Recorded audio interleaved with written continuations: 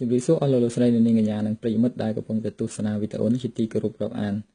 បាទនៅពេលនេះខ្ញុំបាទនឹងបង្ហាញជូនលោកអ្នកអំពីរបៀប download លើ iOS គ្រប់ចំនួន iOS ដែលជាប្រេកហើយឬក៏មិនទាន់ជាប្រេកក៏យើងអាច download បានដូចគ្នាបាទគឺយើងទាញយកកម្មវិធីនៅ Store Free គឺកម្មវិធី Red មួយនេះបាទ Red នេះខ្ញុំធ្លាប់បង្ហាញលោកអ្នកម្ដងរួចមកហើយដោយកម្មវិធីមុនគឺ iTuner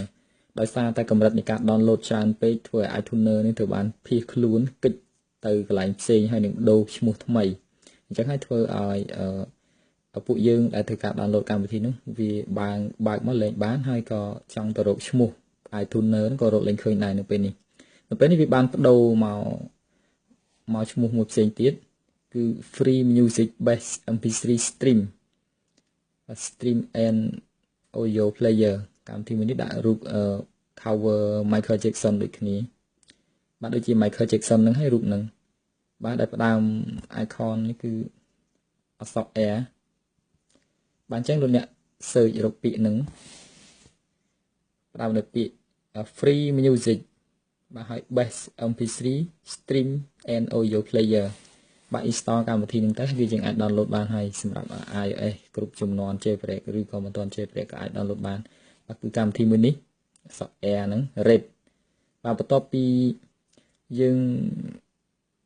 down ហើយគឺយើងប្រើដូចជាវគ្គមុនអញ្ចឹងដោយលោកអ្នកធ្លាប់ប្រើពីវគ្គមុនដែរគឺបានដឹងហើយកម្មវិធីនេះកន្លែងនេះគឺយើង search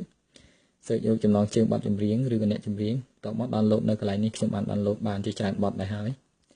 របៀបនៃការប្រើកម្មវិធីហ្នឹងគឺលោកអ្នកចេះហើយណា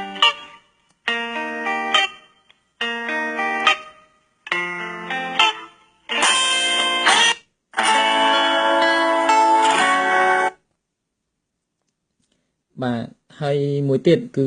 ដូចគ្នាមួយនេះគឺ Pro Bass បាទពណ៌ខ្មៅមួយនេះបាទកម្មវិធីមួយហ្នឹងក៏ download បានដូចគ្នាដែរបាទទាញយក free នៅ store ដូចគ្នាវាបិទតែម្ដងបាទកម្មវិធីហ្នឹងបាទបើយើងលោកអ្នក search នៅ store ដោយវាពីថា free download music ដូចគ្នាហើយដាក់រូប cover Michael Jackson ដូចគ្នាបាទហើយខ្ញុំក៏បានសាកល្បង download ហើយដែរគឺ unlimited